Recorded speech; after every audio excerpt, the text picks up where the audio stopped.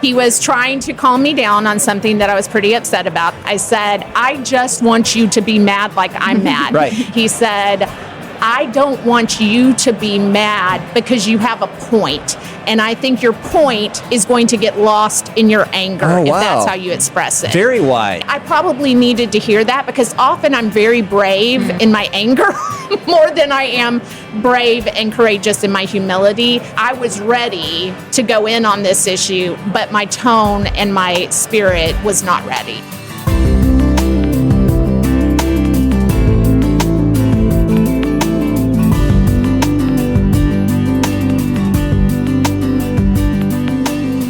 And hello, everybody. Here we are in the podcast studio with Lynley wearing a killer pair of pants today. Thank you very Talk much. about this. They're very fallish. They scream fall. I'm mixing some browns and blacks. Absolutely. Okay. Yes, feeling like fall. Okay, hey, we got a great show with you today. Something very specific, but I think very practical. Do you remember the conversation with Jen Wilkin about this? I do, yeah. Jen is a female staff member at a significant church, and her husband comes to staff parties with her all the time. Mm-hmm. And we talked about how awkward it is for a male who's married to a female staff member to come to a church event. We've gotten a lot of mail about that too, though. I mean, because a lot of times the director of kids ministry or a youth person will be a female whose husband works in just the normal workforce. Yes. And so when people on church staff get together, they tend to talk about church. They just can't help themselves. Right. So you have these women whose husbands are there with them, and it feels awkward. Yeah. They just don't know how to respond because they don't know what's happening. Yeah, they feel like the toys on Misfit Island. Mm-hmm. Like, here we are, but we don't fit. But in some ways, the women do too, of the staff men. Yeah. I mean, in the same way, the women feel awkward a little bit. So we have the Calverts on the show. Tasha and Robert. And Robert was really interesting in his sincerity about what it's been like to attend those functions and be a man married to a female staff person at the church, how it affects his relationships, his worship, even what things he wants to know and what things he really doesn't want to know. Mm-hmm. I enjoyed this conversation. Me too. That's good. So for all of you out there who are on staff and your husband is not, or you're on staff, your wife is not, this would be a great episode for them to listen to. I think they'll empathize. Agreed. We are live again at the Southern Baptist Convention in New Orleans. And we have exciting topic to talk about today. We do. Tell me about it. So we have Robert and Tasha Calvert with us. And the reason we brought you guys on here is that we get emails pretty often about, hey, I'm a female on my church staff. My husband feels a little bit awkward on, being kind of the staff spouse, but he's a male. Could you talk about that? And so Tasha and I met recently at the Lifeway building, and when we were talking, I thought you'd be a great couple to interview just because you're in that role, and you do a podcast. I do. So tell us a little bit about yourself. Well, I am the women's minister at Prestonwood Baptist Church, and I'm a Bible study author and a podcaster, as you said, and mostly I am a mom to 4 daughters. So I was running a women's ministry way before I was running a women's ministry, if you know what I mean. Yes. So we've got kind of the gamut. We've got 4 daughters. 2 of them are married, and that's kind of a fun story. Our oldest daughter got married in the pandemic, so that was an interesting thing. And then my husband, for most of our married life, he has been the primary breadwinner, and I was not necessarily in a career. And so this is kind of in the last decade, kind of a new situation for us. So there's been some adjustments. It's a great topic. Yeah. Robert, tell us about yourself a little bit. Sure. First of all, I want to say thanks for having me on. Yeah. I've always wanted to be on a podcast, and Dreams are coming true. I know someone who has a podcast, but she's never had you on. But she's not invited me on yet. So. Okay, then. Okay. Yeah. So I've spent my career in the technology industry. I work for Microsoft, and we help carriers or service providers like AT&T and Verizon build networks, 5G networks, and so on. Yep. So, yep. That's awesome. So let's jump right into the questions, Robert, because I'm curious, what does it feel like to be a male, attached, loved, married to a female on staff? Is it weird? What's it feel like? It's not always seamless, right? So the majority of functions that we go to, it's men who are, majority of them are ministers. Yeah. Right. And so, people talk shop when they get together, right, and they have relationships and whatnot. And so it's a little bit, awkward from that perspective, because my talk shop is in a completely different industry than people who are talking shop, but where we go. So how do you, like, when they're all talking church and how to make the church do what it does better, like, what do you do? Do you just sit there with your hands in your pockets and like try to chime in, or what? Well, no, fortunately, we go up at our North Campus. Our pastor, Connor Bells, he has all the ministry families over at his house every Sunday evening. And so that's actually given me an opportunity to meet and get to know everybody more on a one-on-one and personal basis. And, we study the Bible together. We pray together. We share what's going on in our lives together. I think that's really helped a lot. That's rare. Every Sunday night, all the ministry families get together. It's amazing. Yeah. Yep. I've never heard of a church doing that. Yep. Never. I'm so glad you shared that. I mean, because the little tips are what we love on the podcast. So to say how much that has made you feel included is a big deal. I think it's helped me too, because a lot of times I feel like I know the men in a couple relationship better than I know the females, and sometimes that can feel a little threatening. Yes. And so it's been nice for me to have that opportunity to forge the relationship with the ministry wives, because that's not my typical space either. And so it's been nice. I think that has really helped the clunkiness of what could be. And there's definitely still some awkward situations, even like here at the convention. I feel like we walk through and I'm like, hey, as we walk down the aisle, and he's like, oh my goodness, who are these people? We should have him on and talk about how to grow the culture of your staff families. Sounds like he's very really good at it. But I think you just hit on what the people who have emailed have said, is that when you're mostly in relationship with men on a staff, you're having to text them, you're having to email.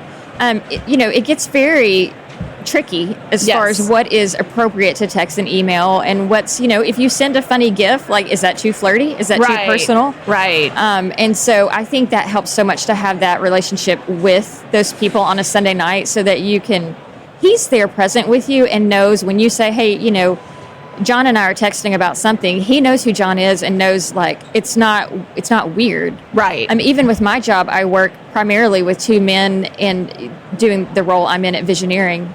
And I have to clarify with Ben, like, hey, this is where we're going, this is what we're doing. I mean, just to be all, above board. So we wanted to ask you, Tasha, how much do you share with Robert about the conflicts and struggles inside the church? Because we hear this from men, and they're like, how much I want to share with my wife, because the wife is the emotional one, So how do you do that in reverse? Let me say one thing before you talk. I heard a guy years ago use Proverbs 4 about guard your heart. Okay. It was a pastor's conference, and he was like, you're polluting the well of your wife's heart by telling her about all the stuff that's happening in the church.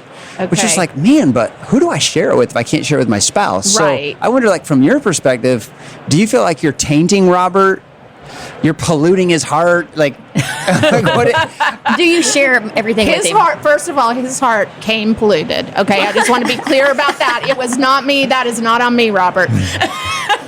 But in all seriousness, I thought that was a really great question, Lynley, because I do hear that a lot too. Like, Ben, many of my coworkers that are males will say, well, I try to protect my wife from that. And I do think there is some valor in that, and maybe even some wisdom from the Proverbs in that. But I do think that is not how I operate. So let me first say that. With us, I pretty much, I wouldn't say I word vomit, but Robert is pretty aware of any time I've had a stressful conversation. The funny thing is, I feel like it does not faze him at all as far as what he thinks about the church or anything like that.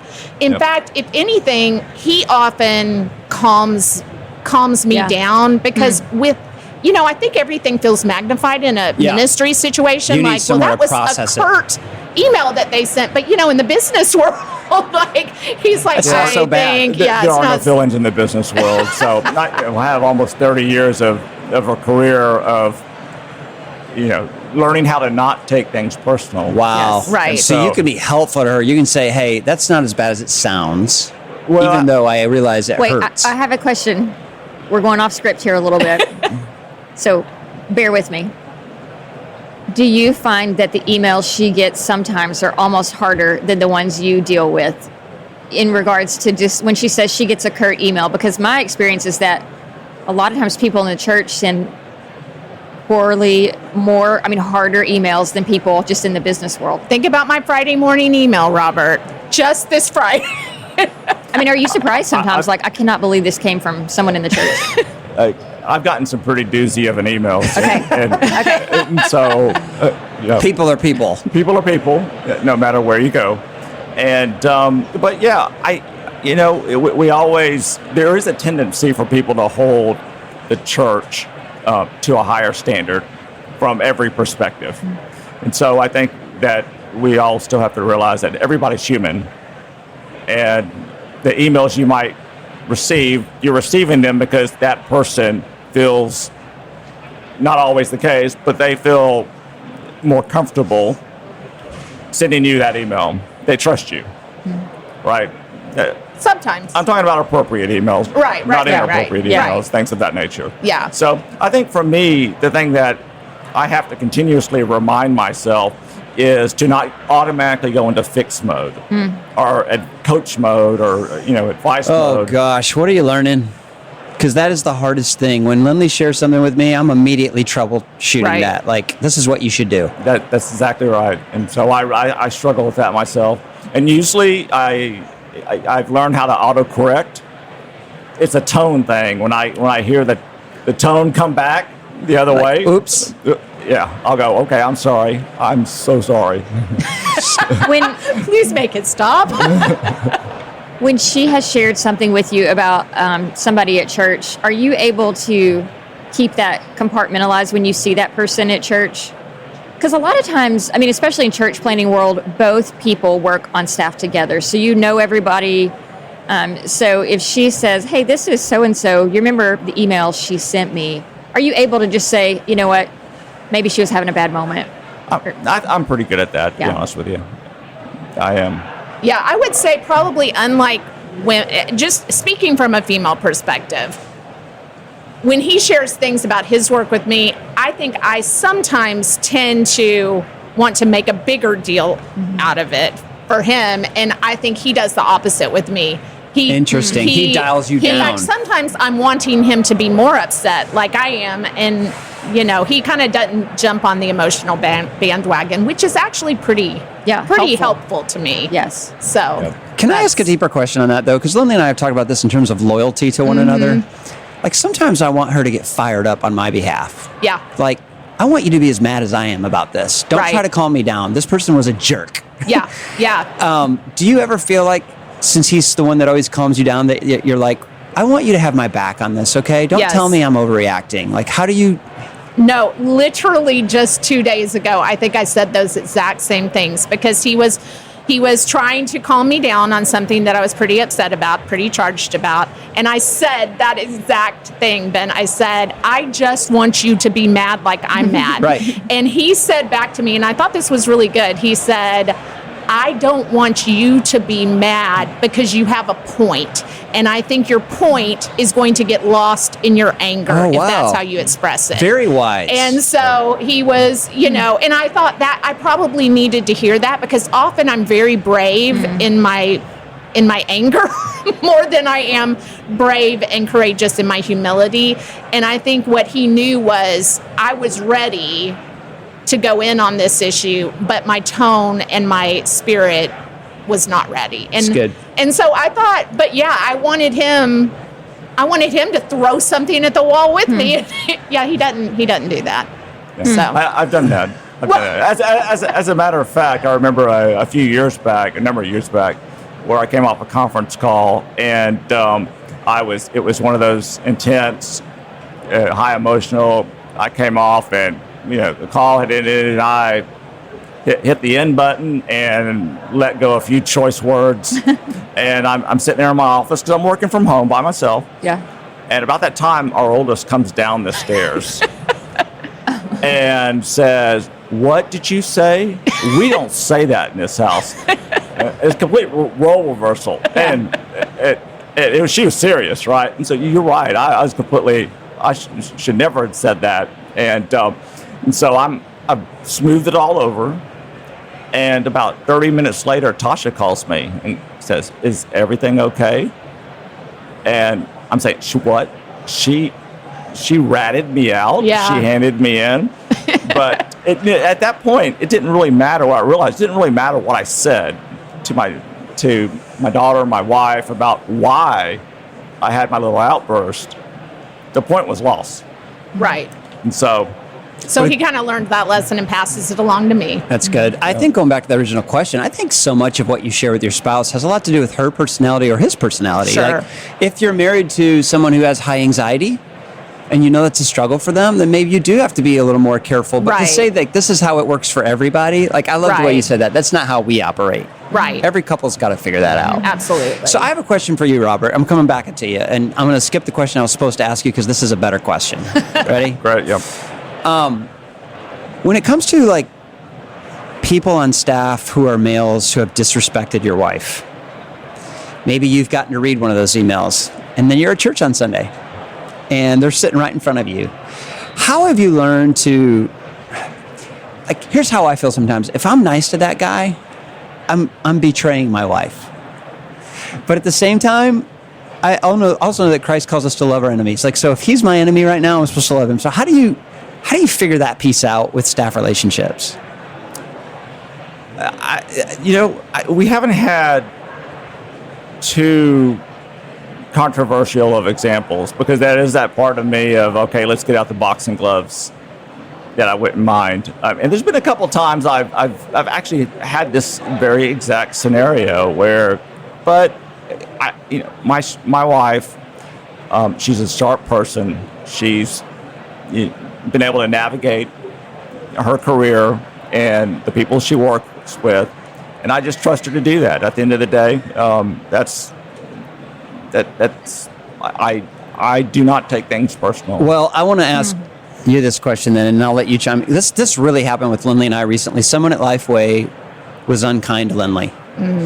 And I was torn on what to do, because I don't want to act like that's okay, but I also don't want to let something between this person and her become personal. Right. So, like, how does the spouse respond? What's the right way to do that? Right. I think you would respond in deference to how your spouse wants you to respond in that situation. I think part of how Robert navigates that, and thankfully he's right, we don't have, typically my conflict is more ideological than it is personal. And so that probably helps. But I mean, I think he also knows I would be mortified if he were to step into that situation and I would feel disrespected. And so I think, Lynley, you and I don't know each other that well, but if you're a strong personality that navigates these things on your own, likely she's not wanting you to get involved in it. And if she does, she'll probably tell you. Is that kind of how? Absolutely. That's what I say. I'm not one to mince words. I say to him all the time, because he'll ask me these questions or he'll make this assumption, like, are you okay? Listen, I'm going to tell you if I'm not okay. I'm going to tell you if I need you to talk to somebody or not, kind of thing. So, right. I don't feel like you're being 100% authentic in that. Okay.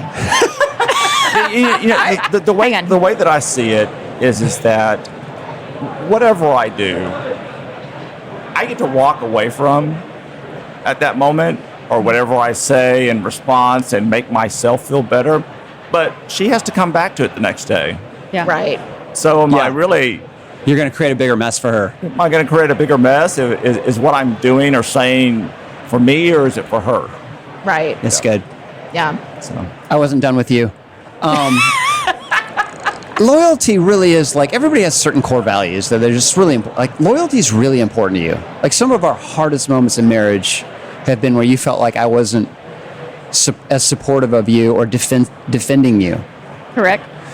So I want to hear your answer to this. Like, when someone disrespects you, what is the right way for me to respond? I mean, and some of that is, I think, is if it's coming to me directly, or coming to you directly. Like if somebody disrespects me to my face, I want to handle it myself. If someone disrespects me to you without me being present, that's where I want you to be loyal to say, I think maybe you don't understand her, or, maybe let me give you a better reference of Lynley. That's good. So if someone says something to you about me, I want to know that because you're the only person who's going to stick up for me and say, I think you've misread the situation. That's good. Hey, thanks for coming on the show. This has become important for our marriage. All right, Tasha, we had talked about how being on staff is hard. Yes. When your marriage or family hits a rough spot, have you learned any tips or insights of how to navigate those moments? It's probably our age. Let me back up by saying, yes, I do feel like I have some insight. And I was glad you asked me that, because you would have no reason to ask me that. But I think that's been probably one of the things that Robert and I specifically bring to our staff culture is we are very transparent with people. We have not had an easy marriage. I mean, I think we're very different people. And so I'm not saying we haven't had infidelity. We haven't had big issues. We probably were not at any point headed off a cliff. But as far as just naturally being people that are drawn to each other, we're not. We can, his big line is like, we can fight about anything. Like, that's our superpower. Whether or not this is green or tan. Oh my gosh. It's mint. I had a shirt on the other day, and Ben said, what would you call that color? And I said, it's bright red. And he said, no, I don't think that's red. And we asked all three boys, and they said, Dad, it's bright red. Like, why are we arguing about this? We had the same thing. Yeah. All right. It's a gift, and we have it. I want to hear your thoughts on this statement, though. I heard someone say this recently. I want to hear what she's saying. Her It's insight. about the same thing. Okay. Intimacy is not the lack of conflict. Right. So for you to say it's not been an easy marriage doesn't mean it hasn't been full of intimacy. It means you've had a lot of things to work through, right? Right. Absolutely. Well, and I think even to that point, going deeper, conflict shows engagement. They say really the danger zone is apathy. And so we have always been engaged. We've always been ready to go to the mat on it. We have an engaging marriage. We should have the engaging marriage conference. We should do it. Yeah. That's one we can That lead. was a good line. Conflict shows engagement. That's really good. But I think one of the things that he has given me permission to do, which has been such a gift, especially knowing that I get, anybody in ministry, I get the weight of the world. People come into my office and they share. Drop it all. Oh, horrible things that are going on, vulnerable things, terrible things. And if I didn't feel like I had permission to be honest about the road that we've traveled, that would be stifling. And so we talk very open about, we've been in and out of marriage counseling all of our life. There was Have you gone more than once? Oh yeah. Many, starting year one, we were in marriage counseling. We both come from broken homes. We're both believers, but we've just had difficult things to navigate. And I will tell you, the thing that probably I most often share is we were 20 years into our marriage at this point, and I just thought, is this just how it's going to, is it another 20 years of just, it's just difficult and arduous. And thankfully, I want to go on and get to the spoiler alert. No, we have, I am so happy at the place we are at now. That's awesome. But the Lord had to tell me to shut up for literally 2 to 3 years. And I would get in an argument and I would be praying as I'm, arguing with him and saying, Lord, just fix him. Like, what is the deal? I need him to change. And the Lord literally, clearly, in my spirit said, shut up and let me deal with him. And why don't you tell kind of what was going on with you? Because Sure. Yeah, without going into the beginning of history. Yeah, so I got into a bad place mentally, got very depressed. And I just came to a point where tomorrow didn't look good. I had that moment where kind of that face-to-face with God. At that moment, I kind of had to make a decision. Hey, do I want to be here, or do I, for my kids and my wife and whatnot? And completely separately, when I was going just a lot mentally and in the throes of depression, Tasha, I guess God was working through her And she nursed me back to health. I mean, and for our regular interaction of, where I found myself, I couldn't get out of bed. All of a sudden, and she had previously said, hey, get your butt out of bed, get going. She completely took a completely different tack. Now, she said, the way Tasha described it is that, God told her to shut up, and just it was that through that, really, we actually saw a different side of each other that we had not really seen in the previous 20 years of our marriage. I think there was so much noise before. So much going on, kids going this way and that way, and demands. And you all of a sudden you kind of put away everything, and you realize that this is a human being, right? And they realize that the same thing about you, and you start dealing with each other differently. Wow.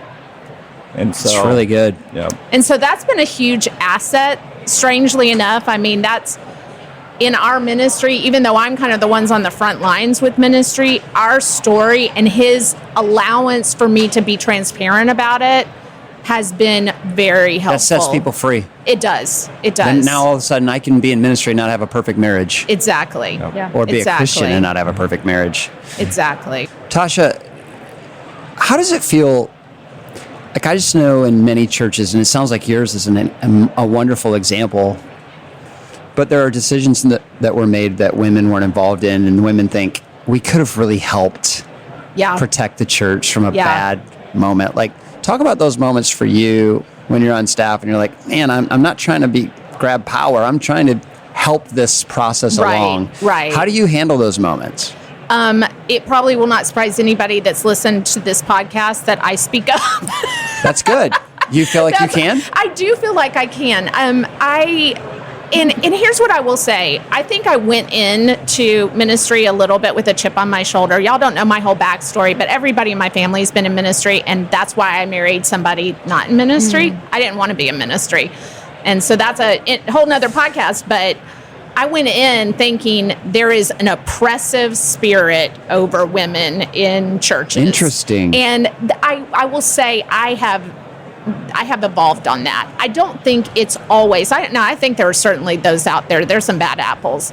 But I do think there are many people that just have a blind spot. There has been a tradition. There has been a model that we kind of have esteemed in the church of the men do this and the women do this. And I think many times it's just a blind spot that they do not think to have a woman in the room for typical discussions because it's just not ever been done. And so I always say, something I have said probably 100 times in a ministry context is, I am going to say this in this room because I may not get into the next room, but you need to know that this event that we're thinking about hosting is going to be difficult because of this reason or that reason on the family. And I have that kind of perspective, and you need to hear it. And often, I will say, many times they really do take that into consideration.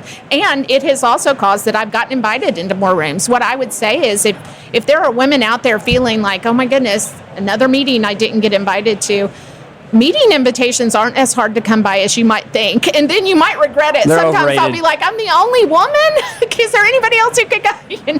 I'm kind of teasing. But yeah, I definitely think there needs to be males and females in many meetings. And I think we're just kind of figuring that out. Put women in the meetings, if nothing else. If nothing else, yeah, just for, and give them agency to speak, not good. just to take the notes. Awesome. The Glass House is brought to you by Lifeway. It is produced and edited by Angie Elkins with help from William Hall. Sound engineering by Donnie Gordon. Artwork by Heather Brzezinski. And photography by Rebecca McVeigh.